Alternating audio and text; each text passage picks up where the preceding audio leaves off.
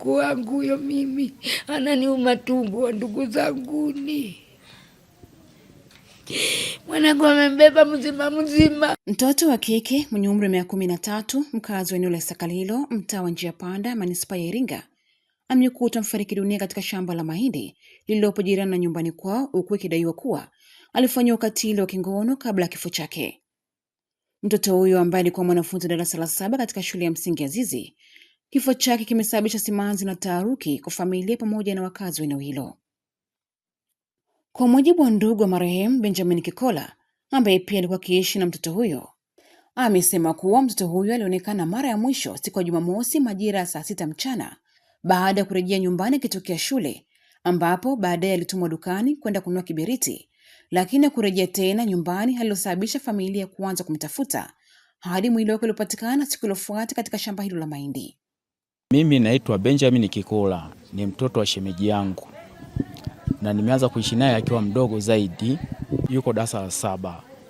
Jana, tarehe ya jana ametoka asubuhi hapa ameenda shule. Alivyotoka shule amefika hapa. Alivyofika hapa kakake akamtuma aende akanunue kiberiti. Ilikuwa saa 6 mchana. Alivyoenda kununua kiberiti hakurudi. Tumeendelea kumtafuta. Asubuhi tumejidamka kwenda kutafuta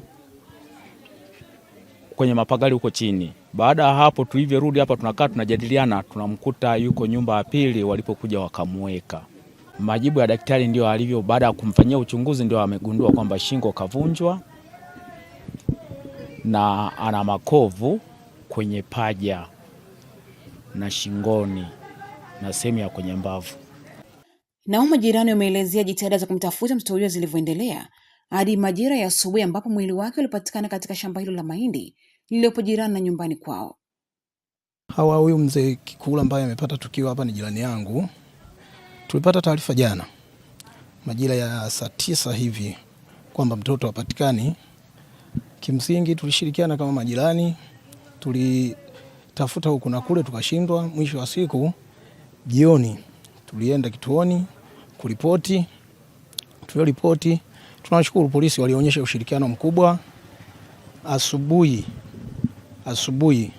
tumeendelea kutafuta, lakini kuna jirani yetu mmoja anaitwa Kalinga akasema mtoto amepatikana, yuko hapa amedondoka.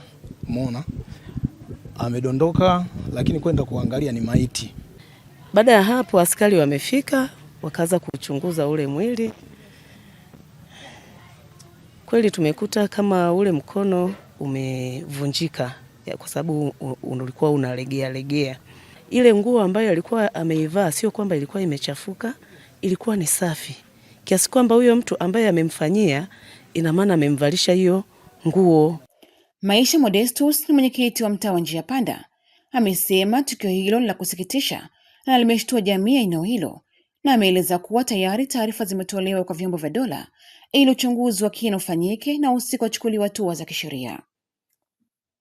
Naitwa Maisha Modestus Kiuko, mwenyekiti wa mtaa wa Njia Panda, kata Isakalilo.